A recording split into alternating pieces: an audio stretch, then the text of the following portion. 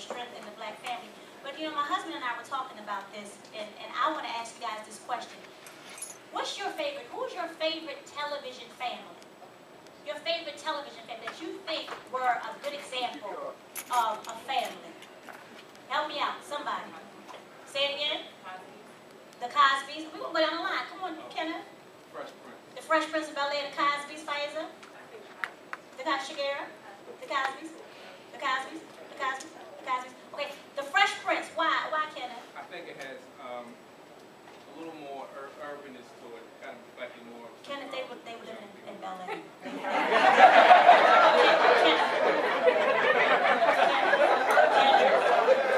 It wasn't Bel-Air Road. It wasn't Blair. It wasn't Blair, hon. It was Bel-Air, you know, with the butler. That was urban to you.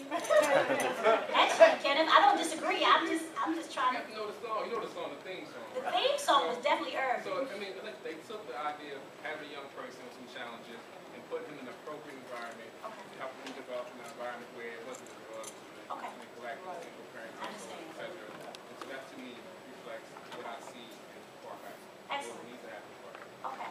Faiza, you said the Cosby Show. Why? Well, I think it was a good example of a successful family. Y'all do me a favor and pull up to you. And if you can't pull up, do me a favor and stand up like y'all in the hallway. Y'all faking. I know y'all talk loud.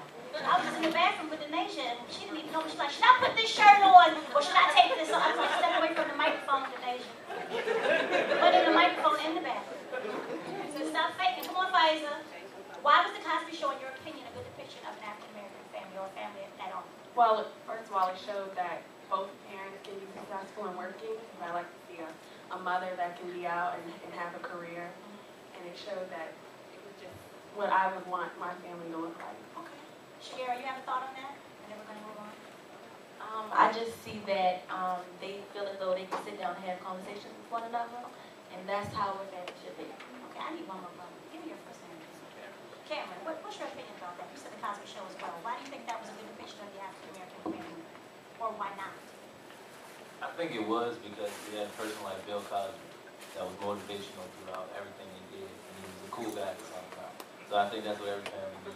Okay, excellent. So we have a backdrop now. This is the television family.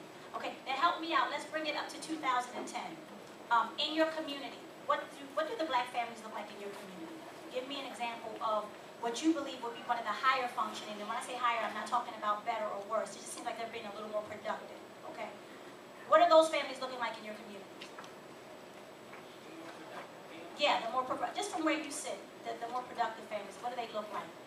Is it a mother? Is it a father? Is it a sister? Is it a grandmother? What does it look like? More commonly, it's a mother.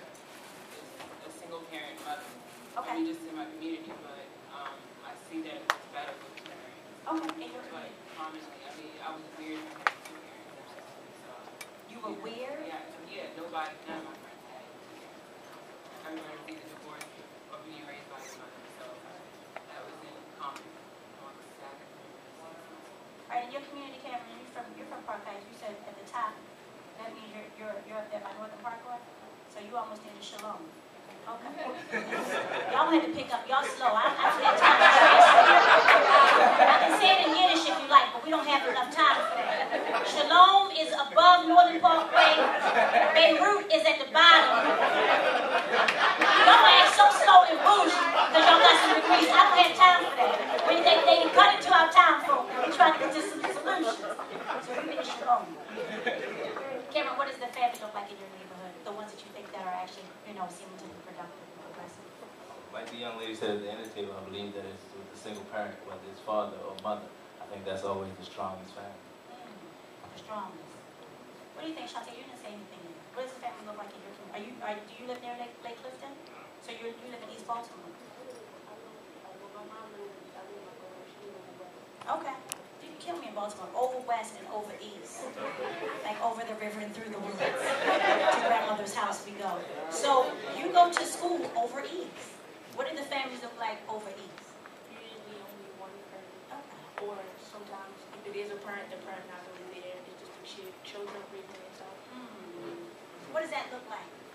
What does that look like to you? The children raising themselves. I need a depiction. We need to draw this in living color. Not big.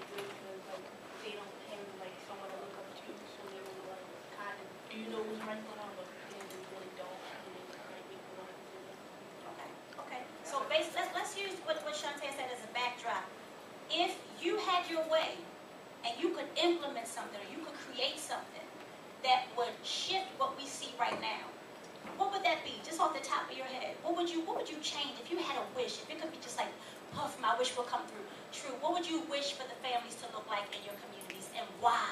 Why? We touched on it, but why is it important? Why is it important for it to look the way that you would wish it to look? See, your brain's working. You got some policymakers in here, they need some strategies. And don't be shy about it.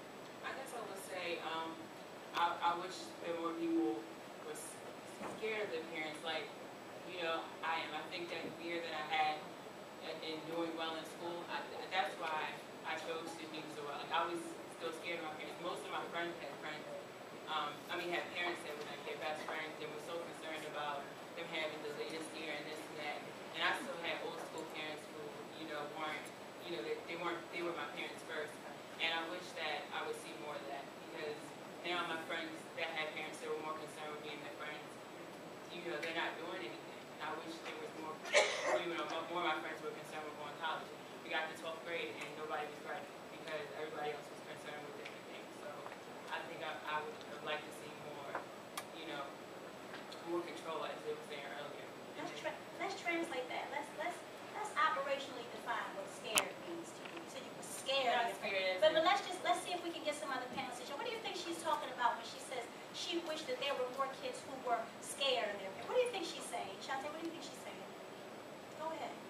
Not like scared as well, like damn picture or whatever. Not like Penny on Good Times. No, mama, no, mama. Not like that. I don't have time to translate. Y'all have to go with the box set to Good Times and see why Penny was scared of her mother. I don't have time. Joe, these some intelligent people. They're kind of slow. Really intelligent. Praying for y'all right now. So what I think she means like scared that like doing bad is not good. Like if you bring in a bad report card at home, like you run a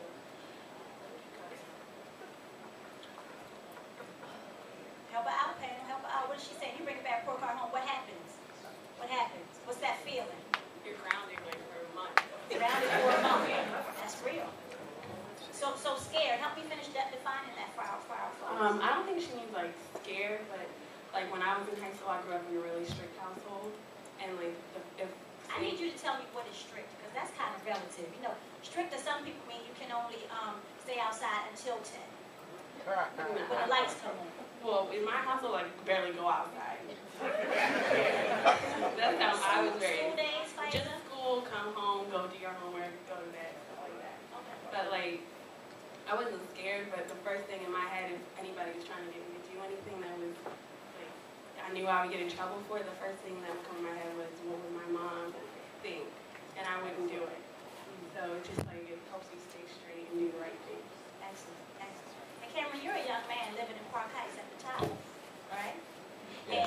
And what do you think she means by being scared? Are you scared of the people that are raising you, Cameron? Necessarily, yes. Wait, Cameron. Necessarily. I don't think we need necessarily. That's just like saying me, myself, person. You don't want to. We gonna work some stuff out today. Take a note, folks. You don't need to say me, myself, personally in front of the sentence. You don't even want talking.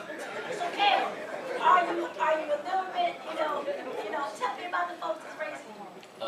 For a prominent example, my godfather, he expects, and like the panel before us was talking expectations, he expects so much from you. So going to school and, not, going up to be the best, or, strive to be the best person that you can be, you come home scared if you have one of those messed up report cards, like you said. You don't have that A, but you have that B, and you could have strived for that A, but you settle for that B. So you become scared.